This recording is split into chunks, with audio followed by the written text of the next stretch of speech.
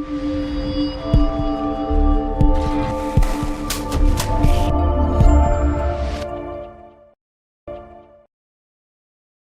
everyone, this is Mark from Digital Home Systems. Today's presentation is going to be on the actual Vision smoke alarm adapter. Now the specific reason why it's referred to as smoke alarm adapter instead of just the standard smoke alarm is in Australia, specifically inside Victoria, not sure what it is in the other states, there are specific regulations in regards to what can be labeled as a primary smoke detector and a secondary smoke detector. Because the regulations are different all over the world, we found that a lot of brands were just making standard smoke detectors that could not actually be reasonably installed in households because they didn't actually meet the requirements set by law. So what we actually have instead is we have what is referred to as smoke alarm adapter. So the smoke alarm adapter itself actually only has one key component in it, which is a microphone. There will be a moment. So that will guide there.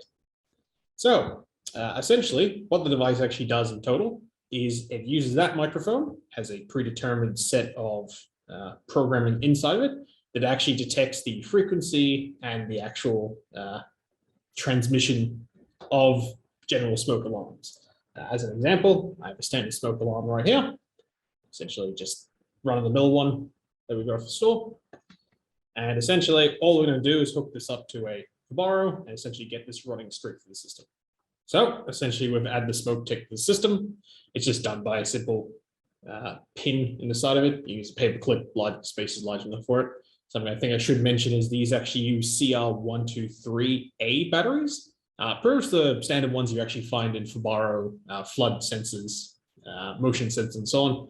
So when you do actually need to replace the batteries, you don't need to get 2 of this, 3 of that, and so on and so forth. So as you can currently see on the user interface, it comes up as 2 devices. It does actually load through as 3 devices on the Fibaro, one of which is a tamper, which doesn't operate correctly due to it running on a different command class. But for the purposes of actually testing it and actually functioning as a smoke detector, it will load through. Something you may also notice as well is there is also a CO detector on that as well. We simply just labeled it as a smoke detector in general, just so it's a little bit easier to put through, because CO detection in most cases aren't in standard households most of the time. It's not a regular thing that people put through all the time down here in Victoria, and as such, we simply stuck with it being a smoke detector. Now, in regards to its actual detection, it's quite simple. I'll simply lay that down, and I will get our smoke detector. Now, it will actually work off the test trigger for it. I do have the actual spray for it to actually function. However, for the purposes, I simply just use test button. Don't worry about the actual sound for it. We will actually reduce the volume on this video so it doesn't blow out your ears. So don't worry about that. So I'm simply just going to press the test button on the smoke detector and you'll hear it trigger and you'll see the interface change from it.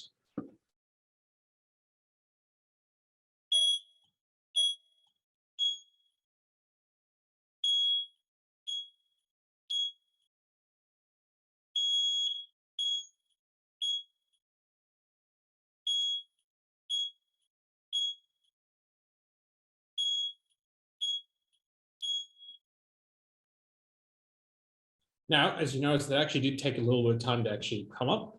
The main reason for that is it actually needs to go through a minimum of 3 cycles on the actual smoke detector itself before it will actually trigger its output and actually pick it up on the actual smoke detector. Main reason for this is to avoid the possibilities of false alarms, as there are some interference that can occur, such as loud birds that might somehow manage to trigger it. As such, it does require to actually go through 3 cycles minimum in order for it to actually trigger. And as such, will actually then pop up your interface as smoke detector. Much in the same way as an example, a CO detector, which I have here. Unfortunately, I broke the front plate of the smoke detector. As such, you can see the battery compartment. But other than that, it still fully functions. So I simply hold down the test button on this again. Once again, we will reduce the volume of the video, so you don't really have to worry about the added pain to your ears.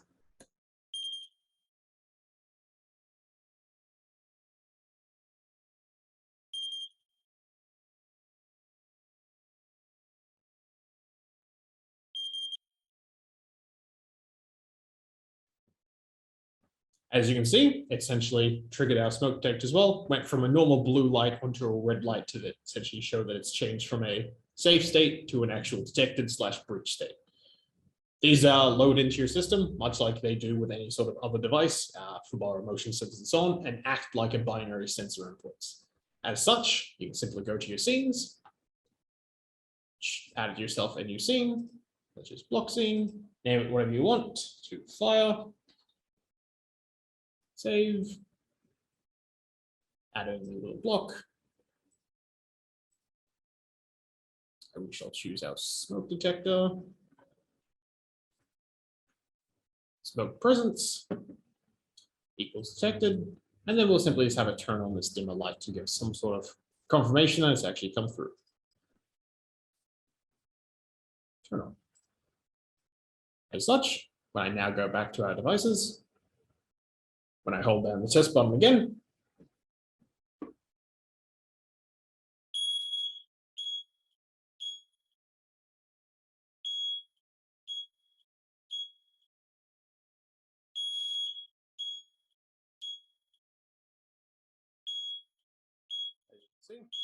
it's active our light to inform us that the smoke detection has actually occurred, and as such, we'll then go back to an unbreached position afterwards as well.